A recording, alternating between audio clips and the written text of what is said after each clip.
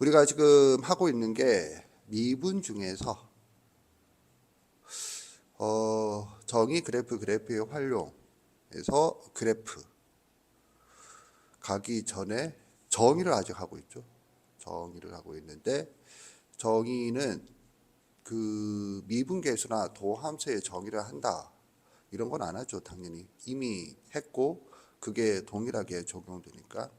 그래서 배우는 게 수투의 도함수 단원에서 계산 부분만 배우는 셈이다. 도함수의 계산에서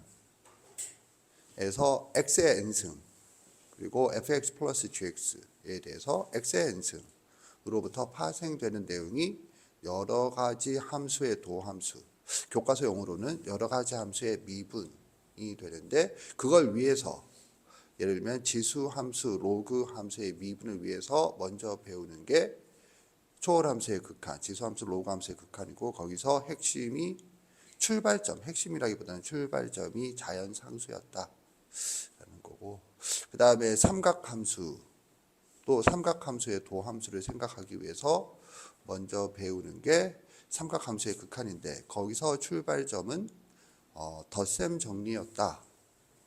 특히나 삼각함수는 그 출발점이 삼각 B는 직각삼각형, 삼각함수는 단위원, 즉 기하이기 때문에 기하로 제시되는 극한 유형이 있었다. 뭐 이런 거였고 그 다음에 fx 플러스 gx로부터 파생되는 내용이 여러 가지 미분법이다. 그래서 수투에서는 덧셈, 뺄셈, 곱셈이었다면 여기서는 사칙 연산 중 마지막인 나눗셈. 그 명칭이 목세 미분법이고 당연히 기억을 못하겠지만 목세 미분법이 왜 몫이라고 하느냐 나눗셈이 아니고 당연히 기억을 못하죠. 뭘 그걸 또 동의하고 지랄이야. 뭐 중요한 건 아닌데 그런 설명도 했었다. 그리고 난 다음에 이제 함수끼리 연산은 사칙 연산 이외에 딸랑 하나가 있는데 그게 합성함수다. 참고로 역함수는 합성함수의 파생형이다 라고 생각을 하는 거죠. 마치 역수 즉 나눗셈이 곱셈의 파생형인 것처럼. 그래서 목세 미분법 다음에 합성함수의 미분법 그리고 역함수의 미분법을 들어갔다. 역함수의 미분법에서는 주의점이 when에서 fx가 미분 가능하면 f 인버스 x가 미분 가능하다가 아니다 라는 거였죠. 알지? 그런데 합성함수 또는 목세 미분법에서는 그 연산의 대상이 되는 함수가 미분 가능하면 연산이 된 후에 함수, 즉 연산함수도 미분 가능하다 였어요. 알죠? 그런데 역함수의 미분법은 조건이 하나 추가되는 게 fx가 존재하면 fx가 미분 가능해야 될 뿐 아니라 fx가 1대1 대응, 즉 f 인버스 x가 존재해야 되고 여기에 추가되는 게 f 인버스 x가 미분 가능하다라는 말이 붙는데 이 역함수의 미분법 공식에서 분모가 0이다를 본다 이거죠. 그래서 분모가 0이 된 거가 되면 그 부분에서 접선이 x축에 표현한데 그걸 y = x에 대해서 대칭 이동시키면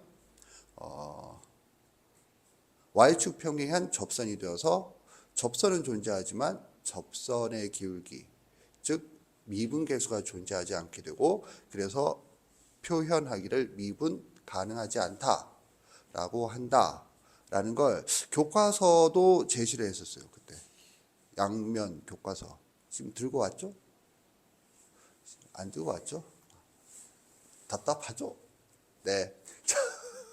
그래서 그런 것들을 가지고 있다.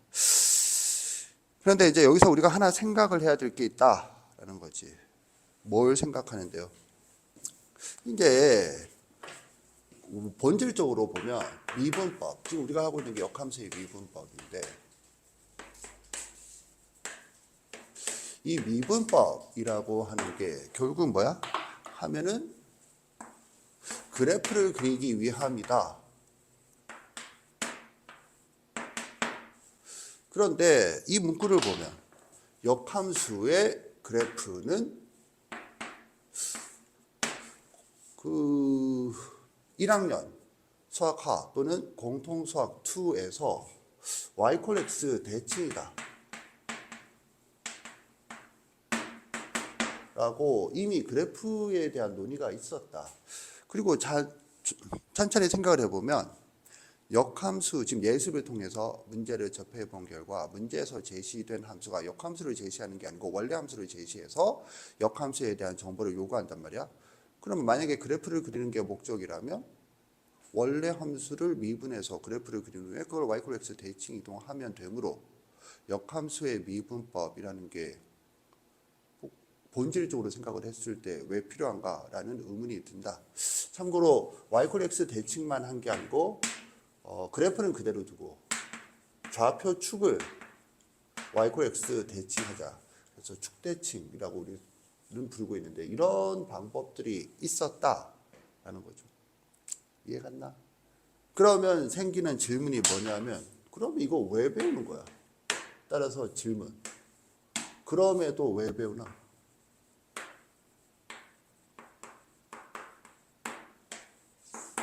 역함수의 미분법을 C를 왜 배우는 거야?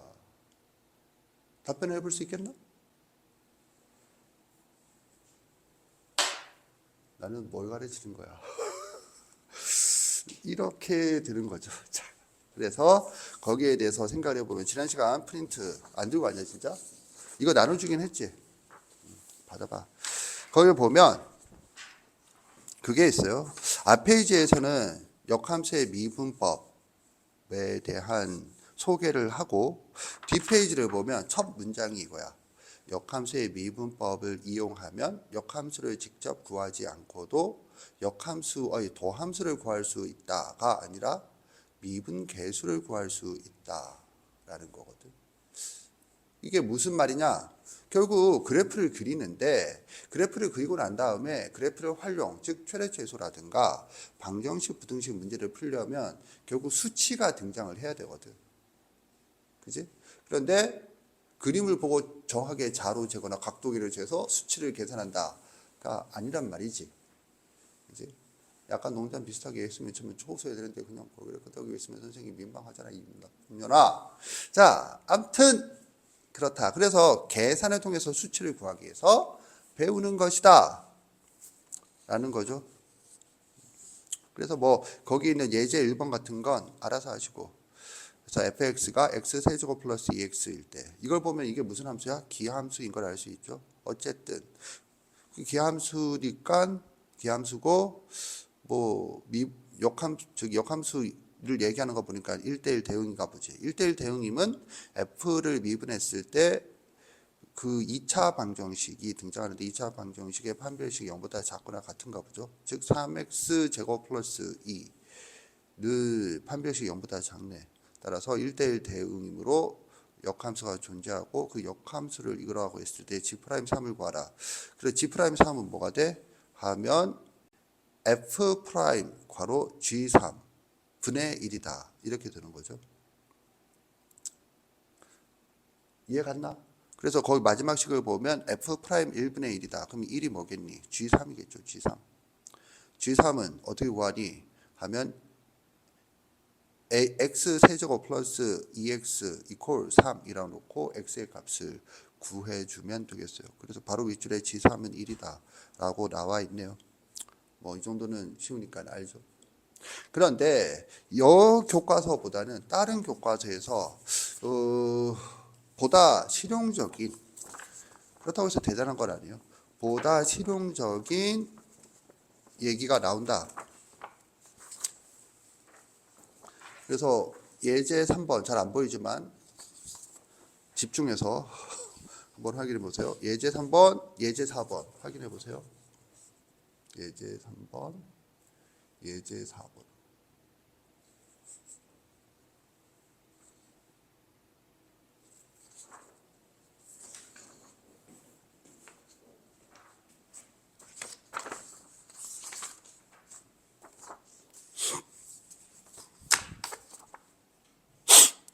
그래서 거기 보면 예제 3번 역함수의 미분법을 이용하여 y 콜 세제곱근 x 플러스 1에서 dy dx를 구하시오라고 되어 있지. 그러니까 이 주어진 함수의 역함수의 미분 계수를 요구하는 게 아니고 딴 걸 요구하는데 이때 역함수의 미분법을 이용하면 수월하게 할 수 있다. 뭐 그런 얘기를 하는 거죠. 그래서 그 과정을 보면 양변을 세제곱해서 무리식이 아니라 다항식으로 만든 후에 무리함수에 대한 미분을 도함수를 사용하는 게 아니라 다항함수의 도함수를 쓴다. 뭐 그런 얘기가 되겠어요. 이해 갔죠? 그래서 그런 거고 여기서 오히려 중요한 건 예제 3번의 풀이를 보면 두 번째 줄에 양변을 y에 대하여 미분하면 이란 문구가 있어요. y에 대하여 미분 밑줄 치세요. 노란색으로. 이게 어떤 의미냐 하면 함수라고 하는 놈은 독립변수를 x, 종속변수를 y라고 표현을 하는데 그러면 이제 우리가 함수의 미분을 한다라고 했을 때는 통상 y를 x에 대하여 미분하는 거거든. x로 미분한단 말이지. 그런데 여기서는 x가 있음에도 불구하고 x가 아니고 y로 미분한다 라는 거죠. 그거는 지난 시간에도 등장을 했었는데 이건 어떤 느낌이냐면 이런 느낌이야. 즉 어떤 중요도가 있냐. 단위원이 주어졌을 때 여기가 x축, 여기가 y축이다. 그런데 이거를 이제 뭐 예를 들어서 동경이 대략 이렇다. 이게 세타다라고 했을 때 이 점에 x 좌표가 코사인 세타죠. y 좌표가 사인 세타. 그러면 얘를 그래프를 그릴 때 사인 세타의 그래프는 여기에 대해서 이게 이제 단위원 1이라면 이게 세타란 말이에요. 그럼 이 세타에 대하여 사인 세타는 요거니까 옆에다가 세타 축을 놓고 이거를 여기를 사인 세타 축이라고 하면 점대입을 할 때 요거를 펼친다. 요 길이와 같은 요 길을 펼친다라고 하면 점을 요 점에 y축 띵띵띵 해서 이렇게 그려서 점을 격자점을 쉽게 찾을 수 있는데 문제는 이게 이제 코사인 세타에 대해서 생각을 하면 코사인 세타는 여기 눕혀져 있죠. 그러다 보니까 이거를 어떻게 하는지 알지?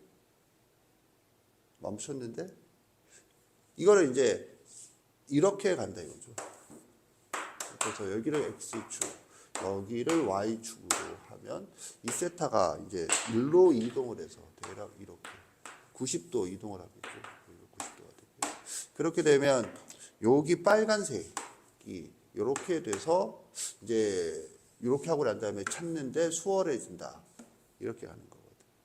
그러니까는 교과서에서 좌표축을 그릴 때 x축과 y축을 이렇게 그리는 게 아니고 이렇게 그리면 즉 축을 이동시켜서 제시하는 유일한 장면이 이 장면이거든.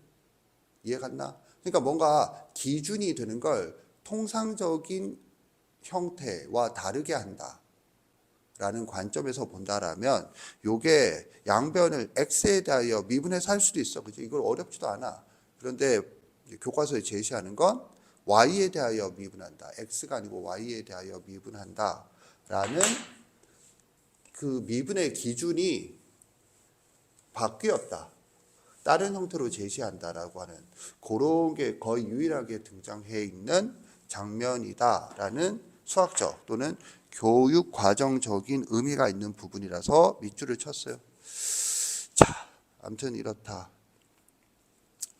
그 예제 3번은 그렇고 그 다음에 그래서 우리가 이제 요걸 이렇게 정리해 볼 수 있다. 왜 배우나 하면은 answer. 발음이 갑자기 answer. 발음이 갑자기 너 지금 서서히 빠지고 있을까? 공감 능력이 훅 떨어져가지고 지금 선생님이 뭐 얘기하는데 지금 공감을 못하고 있잖아. answer. 그래서 용도 첫 번째 역함수의 도함수가 아니라 도함수를 구한다는 거 이퀄 0 놓고 극점을 찾는 거잖아. 그러니까 역함수의 도함수가 아니라 가장 기본적으로는 뭐야? 미분계수. 그게 아까 전에 교과서에서 명시적으로 적혀 있던 거죠. 역함수를 구하지 않고 역함수의 미분계수를 구할 수 있다. 그렇게 돼 있고, 그 다음에 두 번째로는 그러면 도함수를 안 구하느냐? 도함수를 구하긴 구하는데 역함수의 도함수가 아니고 특수한 경우,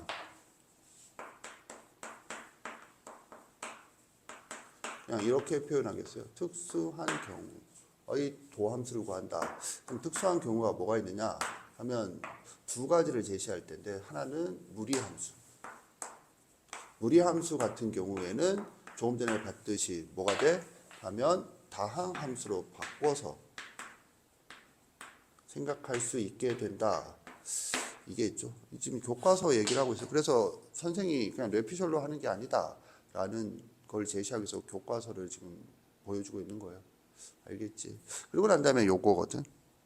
그래서 요거에 대해서 한번 생각을 해보자가 되겠어요. 그래서 요게 뭔가요? 문제를 한번 보겠어요. 요 문제를 풀어봅시다. 예제. 함수 fx는 sin x다. 단 x의 범위는 마이너스 2분의 파이보다 크고 2분의 파이보다 작다. 이렇게 제한 변력을 걸면 1대1 대응이 되죠. 그래서 얘 역함수를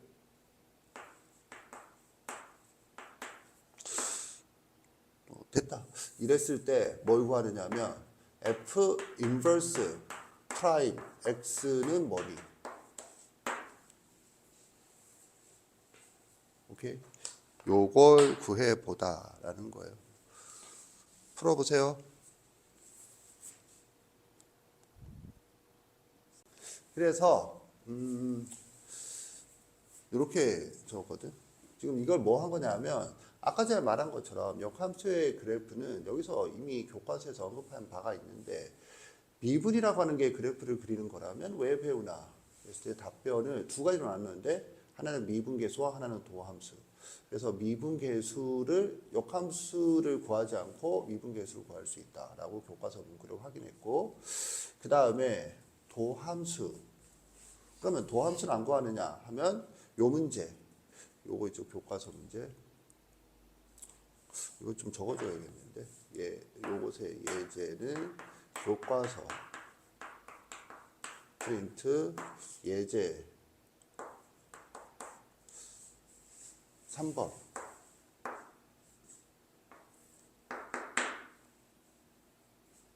요거였죠.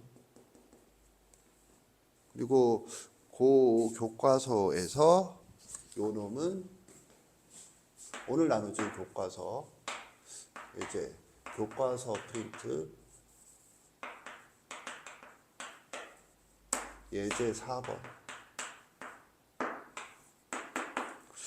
예제 4번을 보면 fx가 x세제곱 플러스 1일 때 f 인버스 x에 대해서 f 인버스 프라임 2의 값을 구하세요. 그래서 그 예제 4번 오른쪽 상단을 보면 역함수의 미분계수 구하기라고 되어 있죠. 역함수의 미분계수 구하기. 그리고 예제 3번의 상단을 보면 역함수의 미분법을 이용하여 역함수와 관련 없이 도함수를 구하기. 도함수 구하기. 그렇죠. 그리고 지금 낸 문제는 이걸 무리함수라고 한다면 요게 삼각함수의 역함수의 도함수를 구하라 라는 문제가 되겠어요. 이 문제를 쉽게 생각하면 이렇다. 일단은 역함수 구하기 라고 우리가 배운 게 이렇게 주어지면 y는 sin x다 이렇게.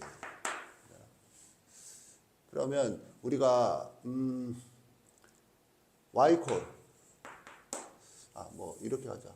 x는 sin y다. 이게 이제 원래 함수가 이거라면 이게 역함수죠, 역함수. 이게 역함수가 되려면 이게 뭐야? 요게 역함수에 대해서는 이게 독립변수지. 그리고 이게 종속변수가 되는 거예요. 그래서 여기에 대해서 dx, dy 요것에 대해서 구하라고 하면 dy, dx분의 1이 될 테니까 이게 뭐야? 코사인 x분의 1이죠. 그럼 이게 답이냐? 그랬을 때 이제 헷갈리지 말아야 될 게 요 x가 요 빨간색으로 볼까요? 요 x는 이 x가 아니라 이 y죠, y.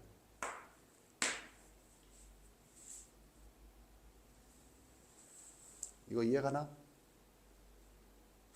그러니까 지금 x, y로 표현이 돼야 되는 거거든. 그러니까 지금 x라고 하는 거는 저게 아니고 요거가 y라고 했을 때 이거를 y라고 하면 y가 아니고 dy, dx지. 이거 그러면 f 이거는 이제 뭐냐면 여기에서 이건 노란색이죠. 요건 뭐냐면 이거죠. x는 f 인버스 y. 그래서 2x죠, 2x. 그러면 이렇게 되면 지금 y로 표현하라 라는 얘기가 되거든. 2x가 2y니까. 그럼 y로 표현하라 그러면 이거 어떻게 해야 되겠니? 이거죠. 이해 갔나? 그래서 여기서 막히죠, 지금. 오케이. 그러면 그런데 이제 y가 어디에 있니? 라고 천천히 생각을 해보면 이 y가 여기에 있어요.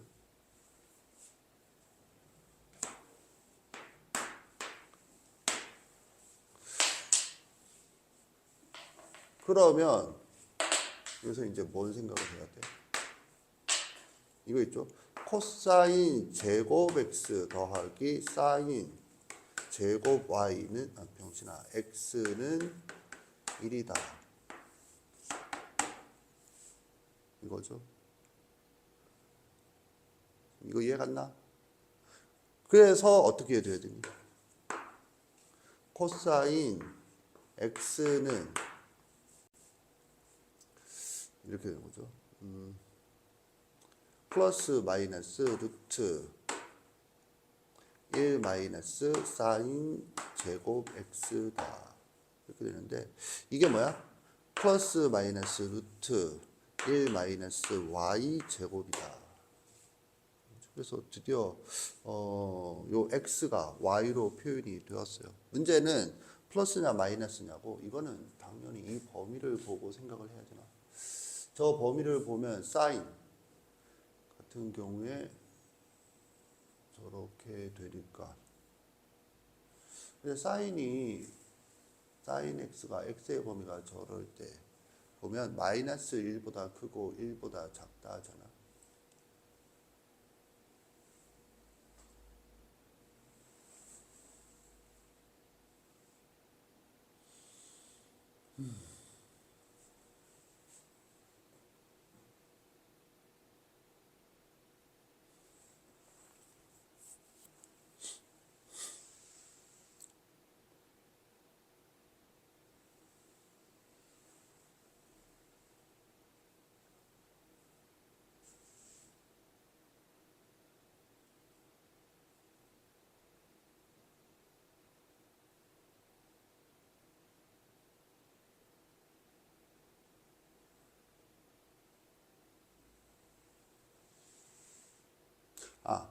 그런데 이제 이 코사인 x가 x의 범위가 저러니까 사인의 범위를 보는 게 아니고 코사인 x의 범위를 봐야죠.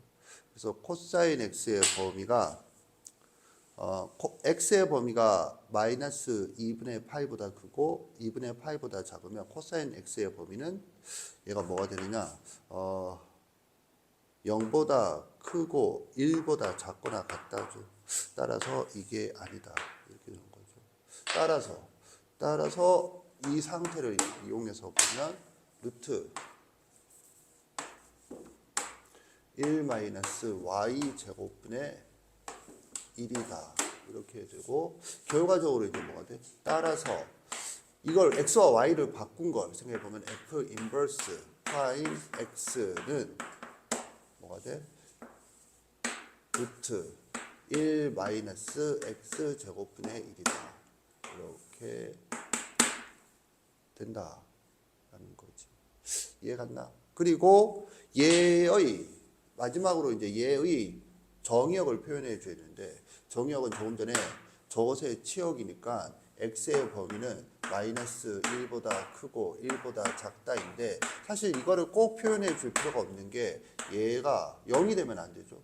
얘가 0이 되면 안 되고 또 루트 안은 양수가 돼야 되니까 실수가 이 루트 값이 실수가 되려면 그러면 1 마이너스 x 제곱이 0보다 크다가 이거죠. 그러니까 이 시간에 포함되어 있다라는 걸 생각을 한다면 또 굳이 적어줄 필요는 없다. 이렇게 되겠어요. 이해 갔나? 자, 그래서 이런 장면을 보면 알겠지만 뭐가 필요하느냐면 이 미적분 과목에서 아까 전에 시작하면서 얘기했듯이 연산함수의 미분을 생각을 하는데 그때 연산이라고 하는 게 사칙 연산 말고 합성함수가 등장을 하고 합성함수의 다른 이름이 치환이다. 즉 치환을 하게 되면 새로운 문자가 등장을 하거든. 이 장면에서는 치환이라는 게 없다라고 생각할지 모르겠지만 여기서 새로운 문자라는 게 뭐냐면 요 x와 이 y가 같다라고 하는 게 이 y에 대해서는 기존의 문자가 이게 y라면 새로운 문자는 x가 되는 거거든. 그래서 문자 사이의 관계를 파악하는 게 필요하다. 그런 얘기를 여러 가지 미분법을 시작하면서 강조했는데 그런 게 등장한 장면이다라고 생각을 할 수가 있겠어요. 나아가서 꼭 이 문제를 이렇게만 푸는 게 아니라 이제 바뀐 상태에 대해서 dy dx는 dx dy분의 1이라고 교과서 표현대로 문제를 접근할 수도 있겠어요. 애초에 문자를 바꿔놓은 상태에서 저기서는 지금 바꾸지 않고 위치만 바꿔서 역함수의 독립변수를 y, 종속변수를 x로 본 상태로 간 거였는데 이거를 이제 이렇게 갈 수도 있단 말이지. 즉 이걸로 해볼까? y는 sin 이렇게 하면 인버스 x 이게 뭐야? f 인버스 x다. 이렇게 거꾸로 놓고 문제를 접근할 수도 있겠다라는 얘기예요. 뭐 그거는 다음번에 여기에 관련된 예제는 또 추가해서 보도록 하겠어요. 자, 이렇게 해서 역함수의 미분법을 마무리하겠다. 정리하세요.